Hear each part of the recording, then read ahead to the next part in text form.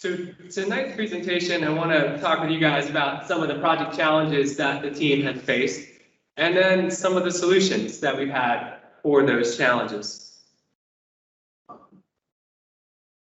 First challenge would just be project delivery. You've got this corridor that's 5 miles long, 3 interchanges. How are we going to get this thing out to market, essentially out to bid? So the first thing that we had looked at as we were working through the preliminary engineering stage was to group the project by its 3 interchanges. You'll see more of the detail as we go through. But then as we carried further through preliminary engineering, what we found was there were smaller projects that could be broken out on their own and provide some immediate relief to the people through the project area, or there were just those 3 big projects that needed to remain around the interchanges. So all in all, there are 8 projects that are going to be done to develop this part of the corridor. And in order to deliver that, we had to cut that thing down to size, and not just for construction, but we were also looking at it from the standpoint of what our design team could handle. So Stantec is the lead design firm for the project, which is a wonderful opportunity, but we do have a really good project team that is supporting us. We have 8 other consultants that are with us. Those are Skelly and Lloyd, NTM, Whitman Reckward and Associates, SPK Engineering, Susquehanna Civil Engineering, Larson Design Group, Lochner, and KCI. So it definitely takes a village to deliver this, and it's been great. This honestly has been the best team that I have worked with.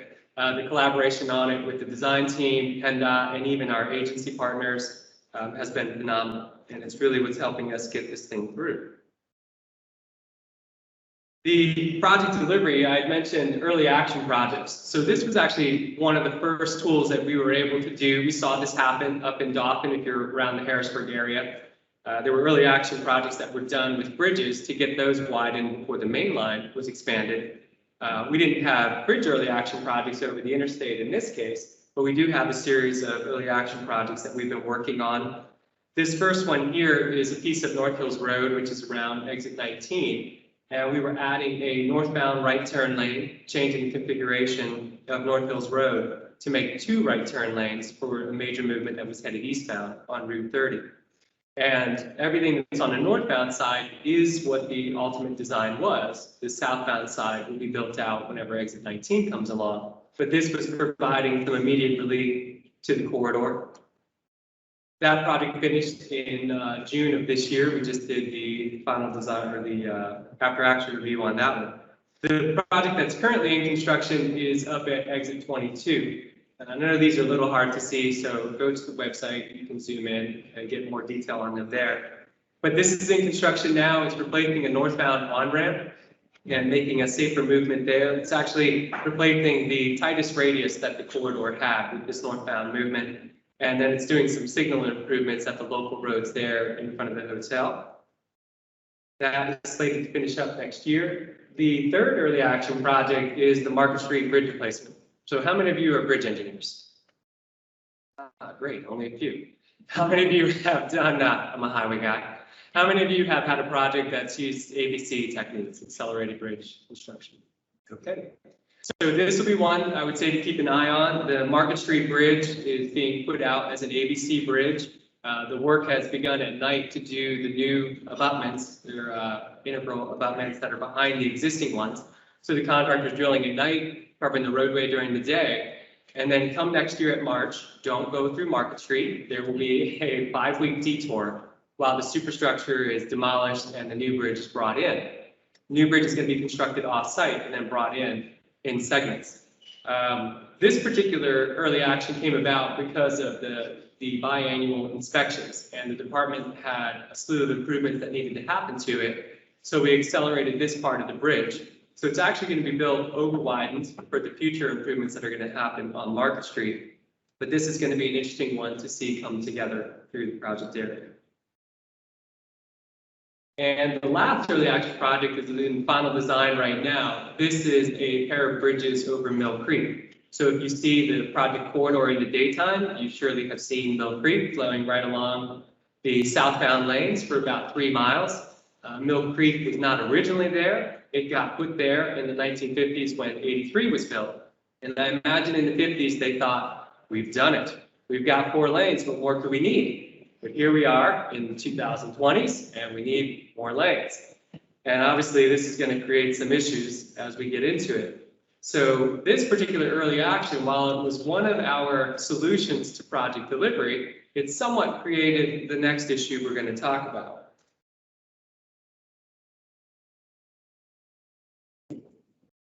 Oops, I'm out of order. We're actually going to go back to a different issue.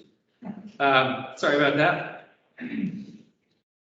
The next issue that we had was just the acquisition of land and keeping pace with acquiring land, and especially in this current market, the way that things have trended with real estate, it's a lot more difficult to be able to get property owners relocated.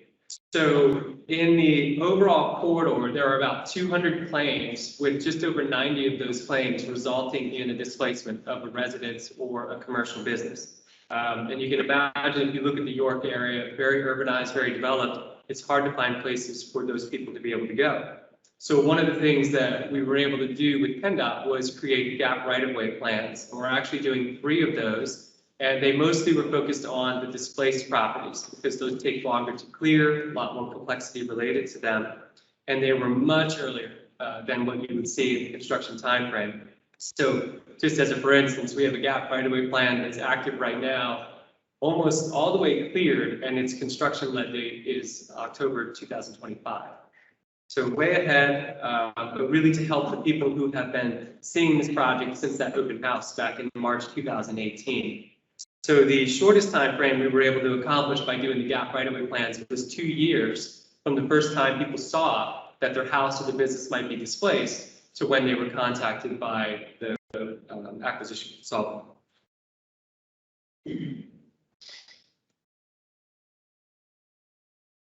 The next issue, as you can imagine, was widening to 6 lanes. So that in itself isn't too bad. You just add some embankment, add some pavement, and you're ready to go. So we've got some pretty rudimentary graphics here to walk through the way the project's generally going to be built. If you've been out on the turnpike, you're going to see a very similar fashion here. But the first stage is generally to widen to the outside, then shift traffic to that, and rebuild the middle portion, and get ourselves to 6 lanes. I went through those kind of fast, but if you saw in the first slide, the out-to-out width in the narrowest part of the corridor is only 68 feet. And here we're at 122. So we've nearly doubled the footprint of the roadway. And as we already mentioned, Mill Creek was on one side. You've got commercial residential properties scattered throughout. So this really was our next challenge. The widening of the project hitting different resources, whether they're natural or social resources. The other method that we will be using for traffic control is a right to left or northbound to median to southbound. And it's because we found it advantageous in the preliminary phase to actually shift the center line of the highway. Generally, we shifted it away from Mill Creek to try to avoid impacts to that, or more extensive impacts, I should say.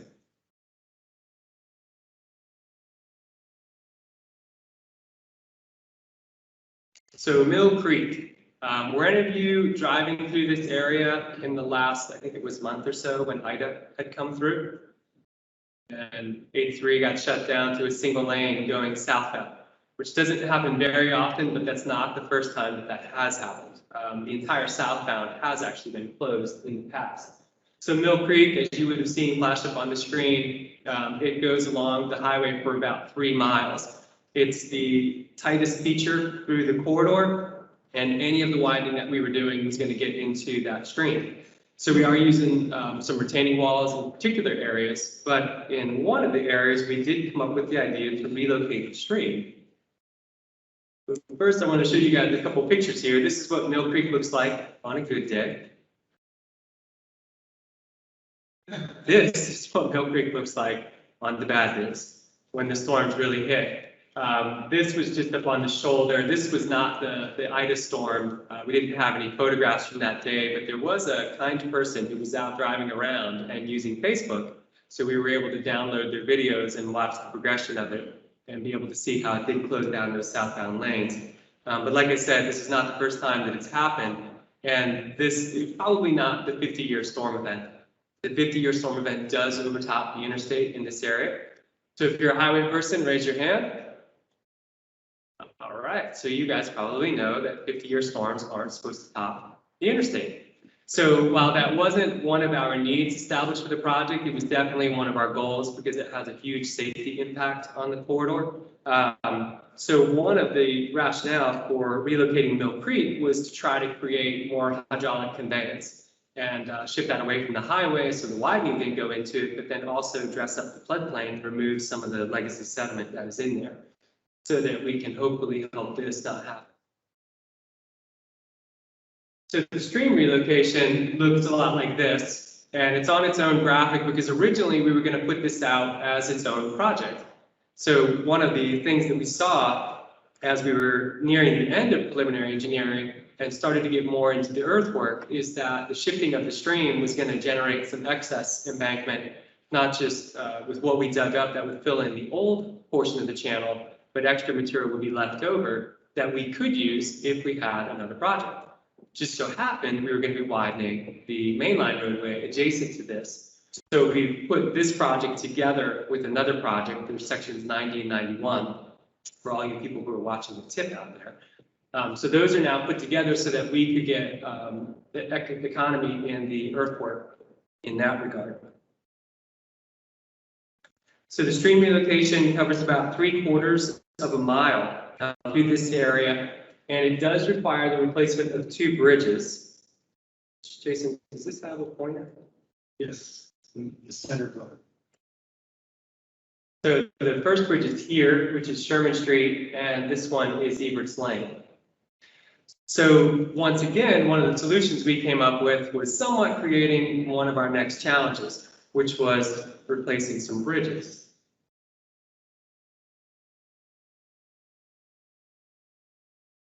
So those are pretty hard to see, aren't they? It looked better back at my computer. So if we were doing this virtually, this might be stellar. I don't know.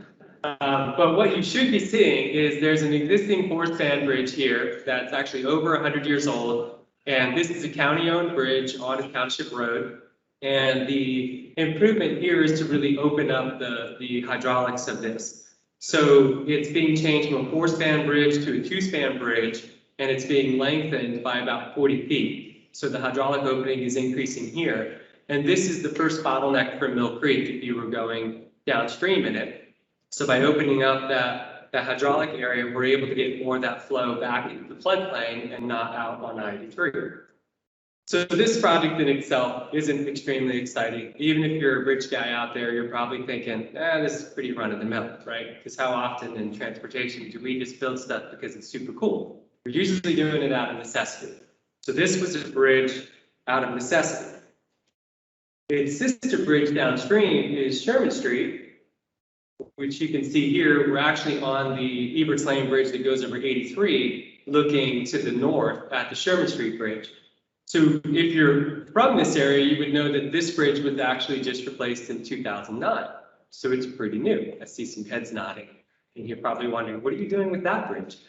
So this was our next issue, though, because the stream was supposed to fit through here, but once we widened the highway, we pretty much pushed into the channel about 18 feet with the pavement that's there and the new pavement.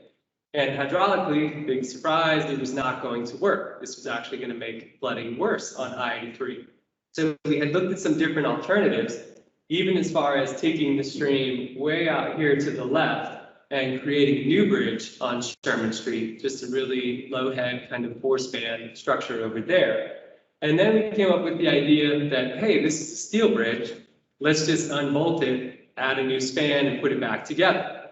That's the way highway guys think of these things, right? Get a big enough wrench, something can surely come apart. So that's what's happening with this bridge. And it allowed us to shift the stream, but not as far south. So we were able to reduce our impacts to the adjacent industrial commercial property.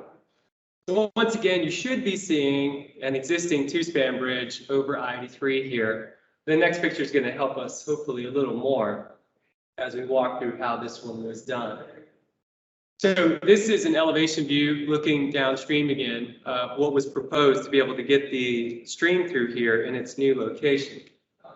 And in the top graphic, what you would be seeing is that the existing bridge is going to be supported with a temporary pier while the deck is going to be taken off.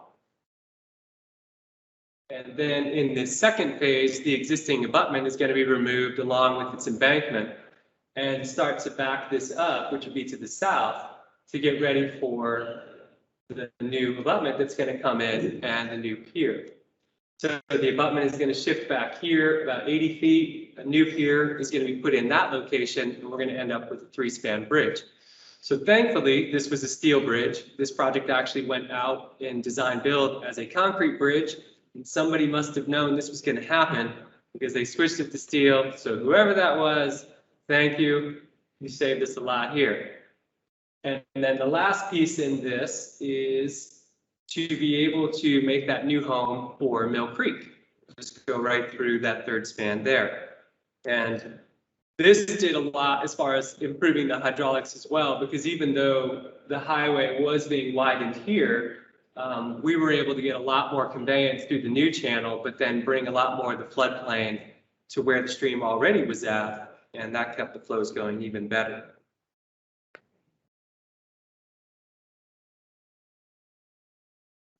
The next challenge that we ran into is utilities and the coordination related to that.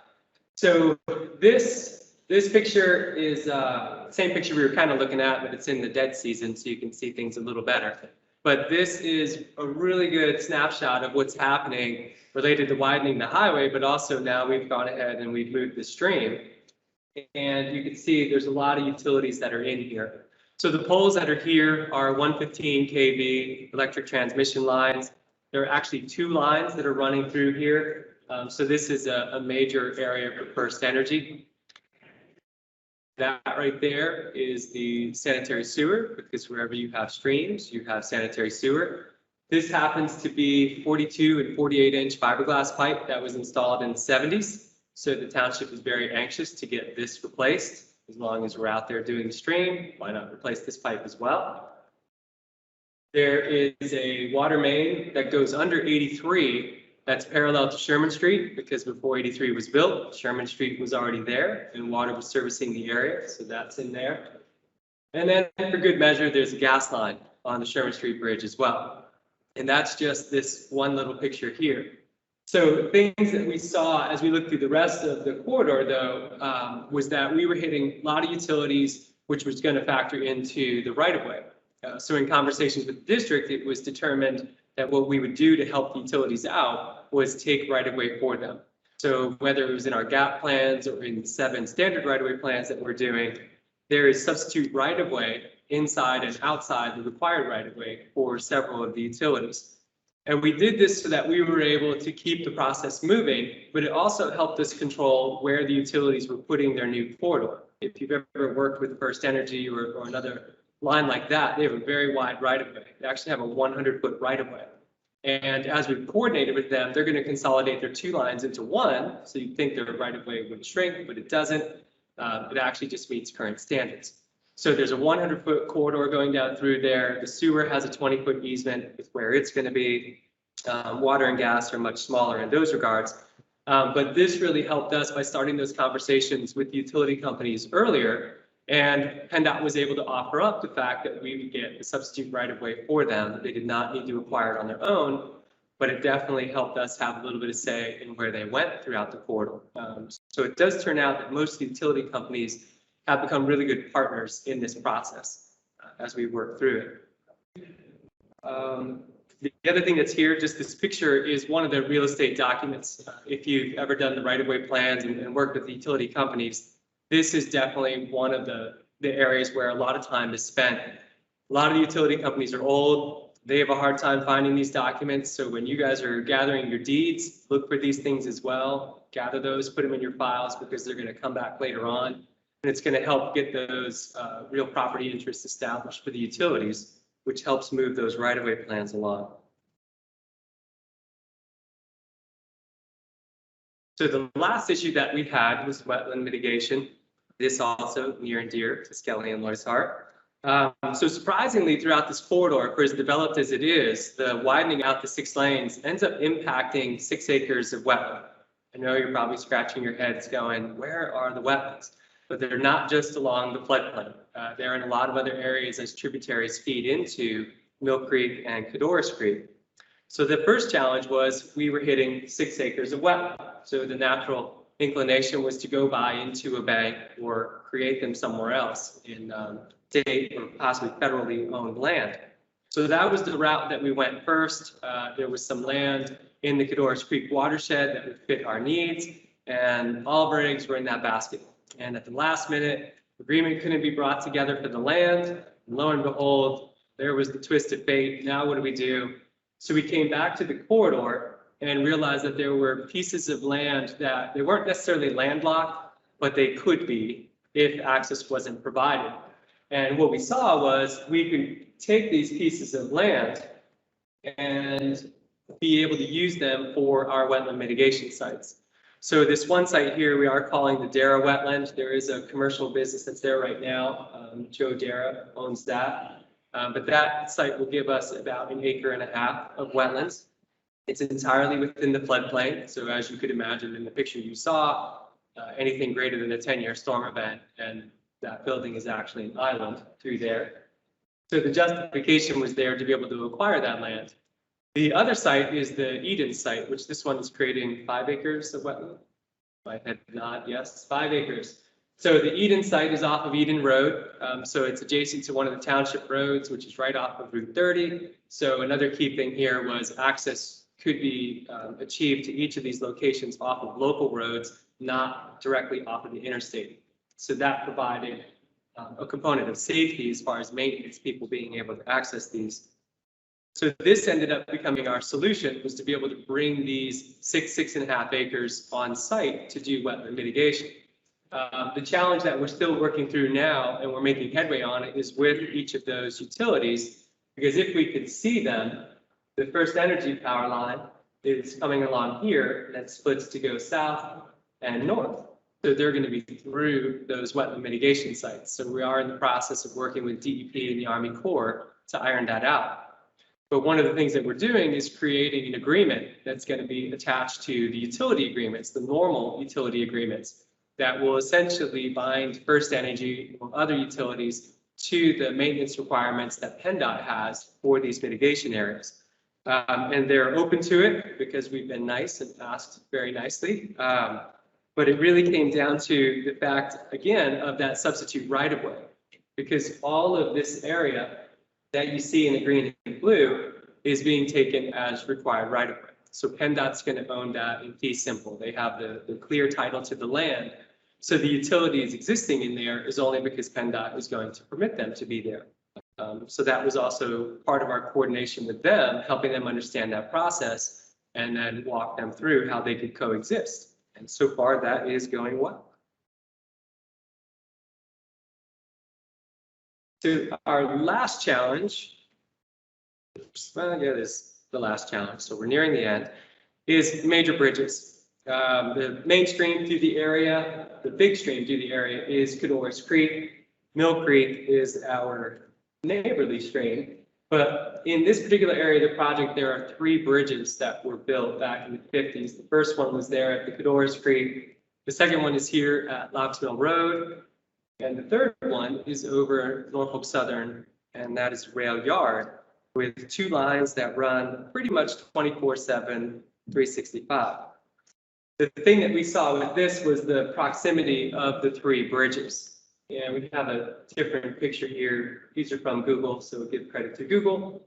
But in this location, each of these areas where you see the woods and the trees was embankment that was brought in to be able to build the highway. And what we were seeing was a constructability concern and even some components of cost to be able to replace those 3 bridges and put 3 bridges back.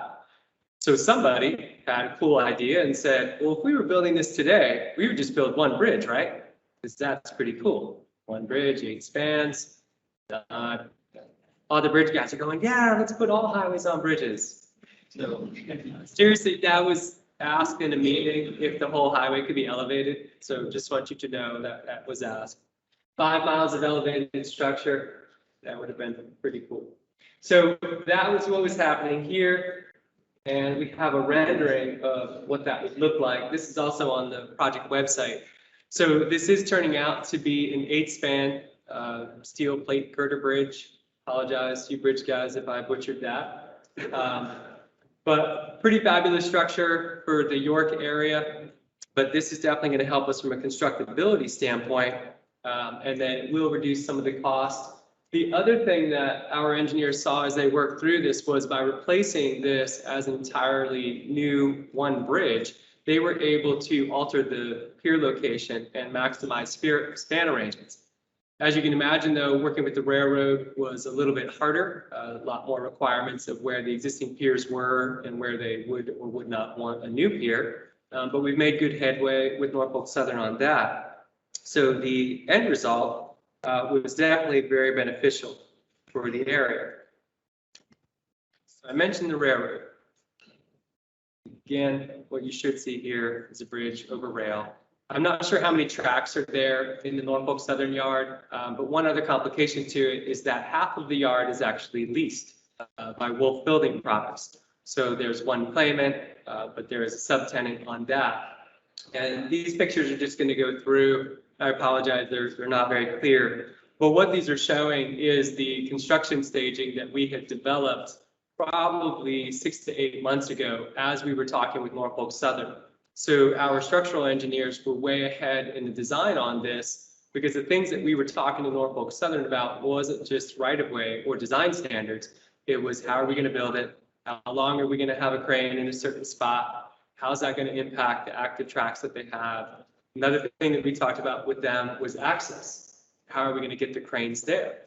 So in our right-of-way plans, we were able to establish through that early coordination with the rail that we could do TCEs as long as we designated those as access only. So we do have 3 TCEs coming through Norfolk Southern's property to be able to get the cranes where we need them to be. And then there's regular TCE just around those bridge areas.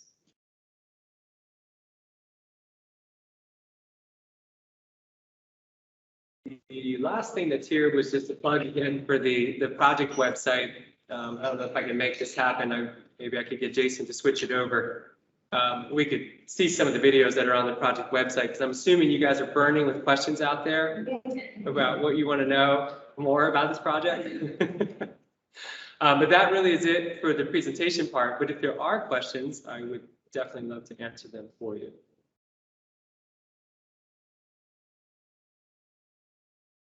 I see smiles. Jason, sorry, you're supposed to have like 2 canned questions. Yeah. Do you have your 2 Prairie canned buffers, did you have any issues addressing the prairie buffers? Yes, we actually did, and especially with the relocation of Mill Creek. So we're not able to get the desired 100-foot width through the whole riparian buffer, but it's pretty much we're getting everything that we can get. So if we went back to the one slide on the right-of-way, PennDOT is literally buying everything from the toe of the wide embankment over to whatever the next highest object is through that whole relocation area. And everything from that toe to the other toe is being put in as a riparian buffer. So it may not be 100 feet, but it's definitely an improvement over what's out there. And we've been coordinating that with DEP throughout the winter. And they still want 100 feet on both sides. Great question, though. It's really good. You just made that one up, didn't you? Yeah. All right, that's good. Oh, Mike Booker, yes. Cost. Cost, no, those numbers just too big, Mike. No. The overall construction cost for the whole corridor is estimated at $360 million. The early actions have ranged anywhere from $6 million up to 14 for the Exit 22 project. Most of the mainline projects are in the neighborhood of 90 to 110 million. So they're definitely healthy sized projects. That's a great question too, Mike. So with that large steel structure and the steel prices that have been there, has that been accounted for in the new construction cost? Yes, yeah, it actually has. Not just in the mainline bridge, but even as the Market Street Bridge was going out, that is a steel bridge as well. So not only was it using ABC techniques, which we knew the department would pay a premium for that, it was a steel bridge. And we had anticipated the delays in fabrication. Unfortunately, the contractor is actually experiencing delays more significant than what we had put in. So that's why they originally were going to detour that roadway in end of October and November. and that's been pushed to be somewhere in March to May next year. But we did just do a refresh of our costs in June, so that could go back to planning and programming, and the bridges were inflated based on what we're seeing in the market.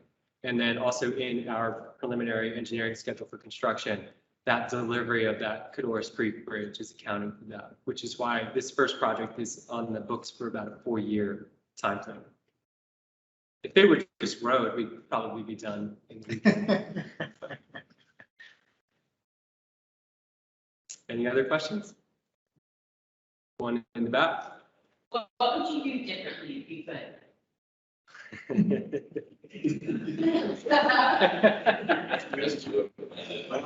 That is a really good question.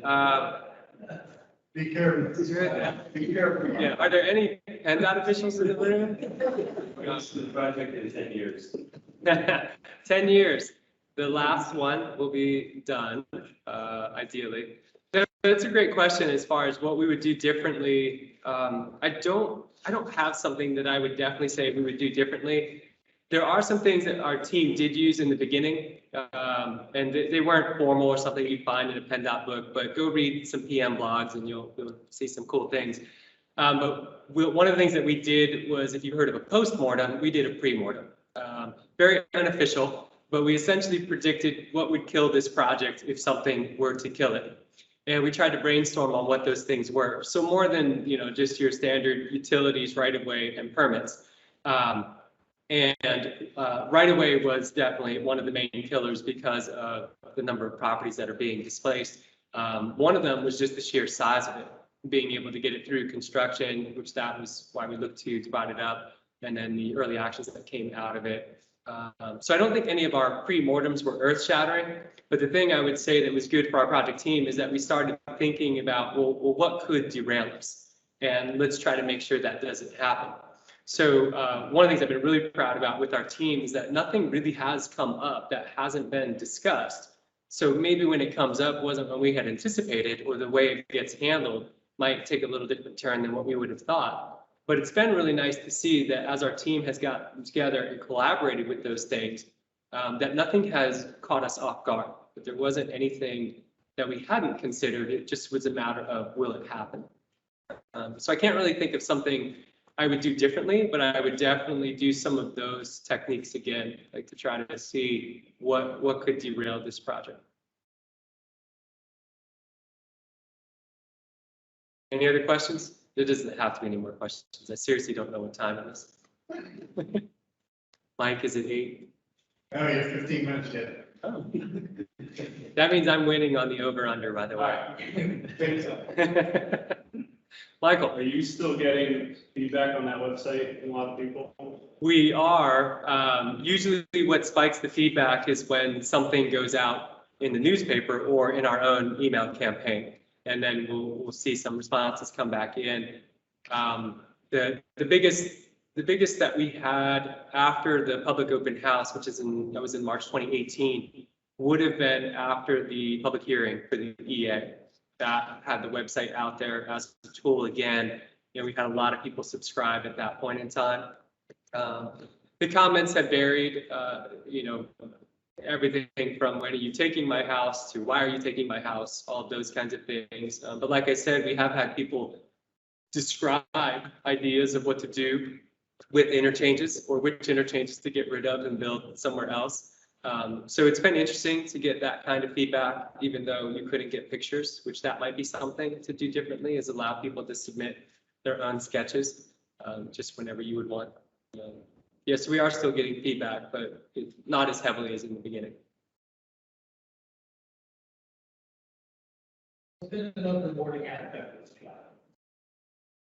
I would actually go back to the team that I am working with, as Doug knows, because Doug is a total audience plant. That is my supervisor. I meant to say working for you, but that wasn't what came out. No. No, the best thing I would say is the team that we have. Like I said, it's a big team.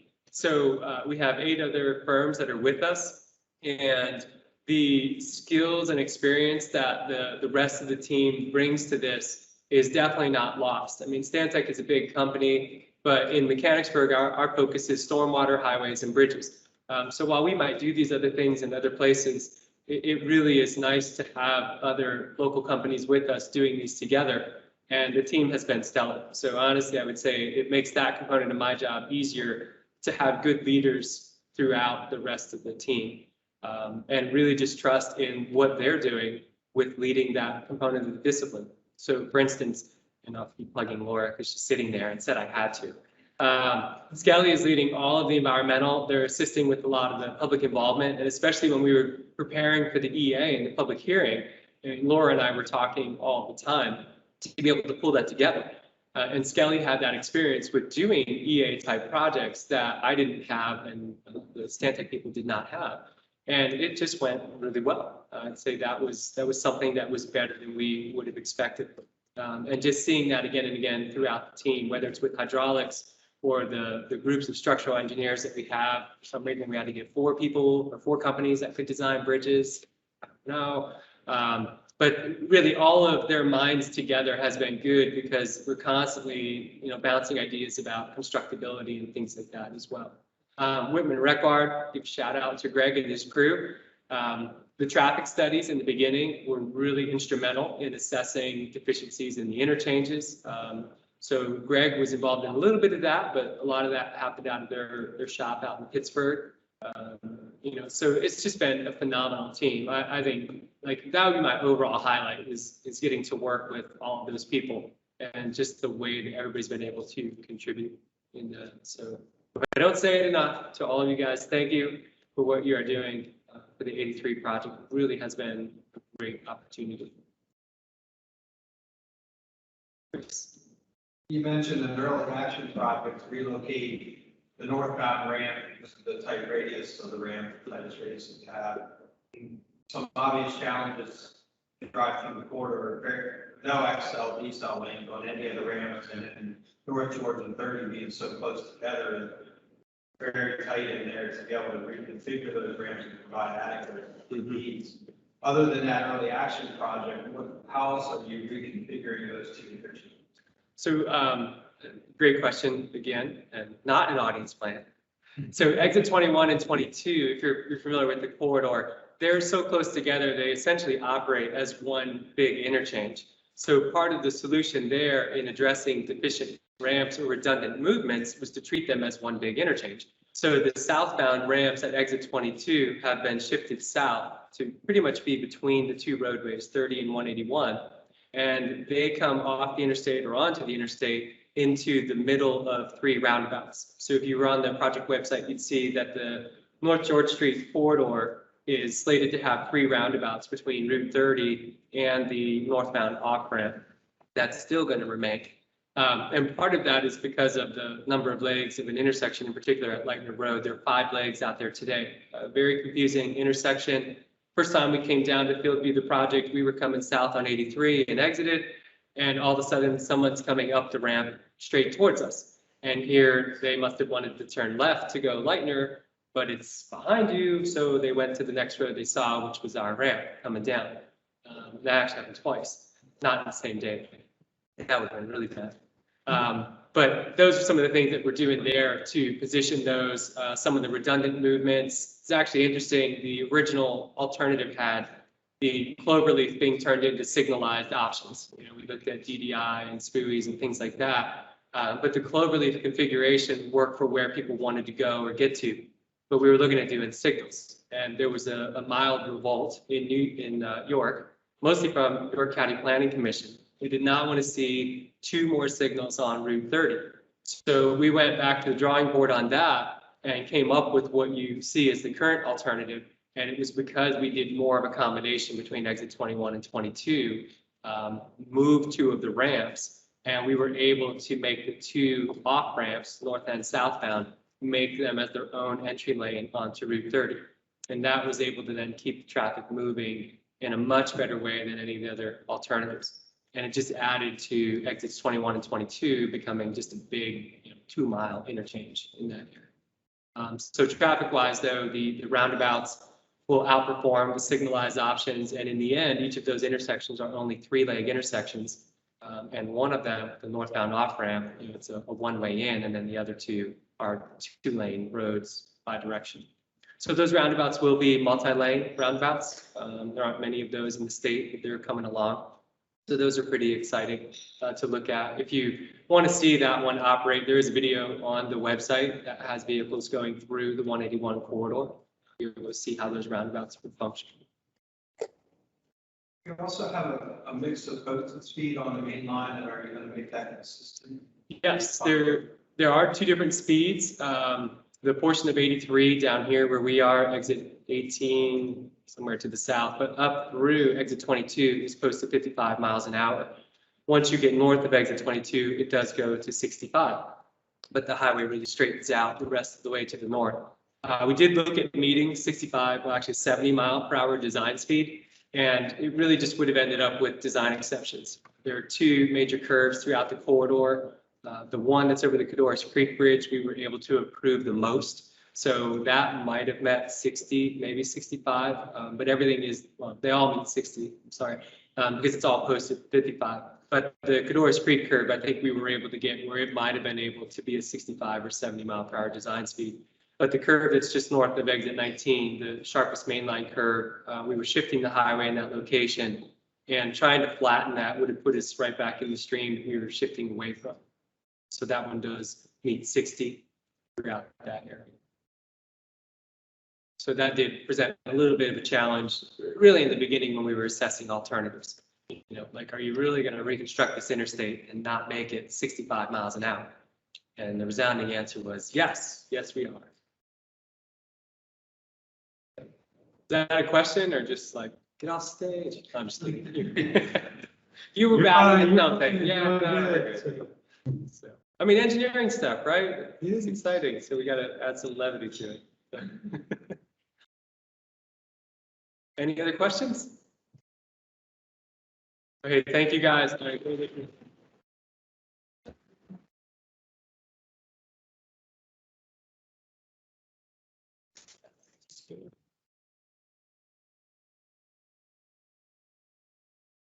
Great, thank you, Brian. Great presentation, great project. How many people in here worked on that project? Just raise a hand. So, okay, yeah. Or work, Yeah. continuing forever to work on this project. So good, good, great project. So thank you. We're gonna do 50-50 right now. Chad's gonna grab those boxes. Grab your tickets. Red tickets. Do door prize first. Door prize first.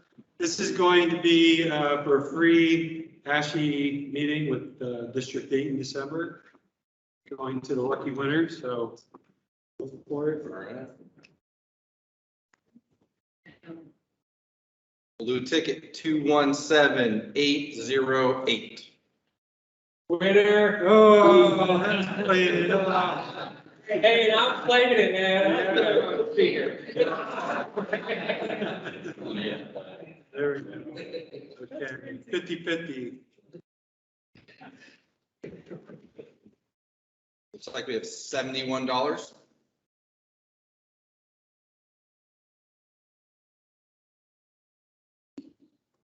right, red ticket 490925. Yeah.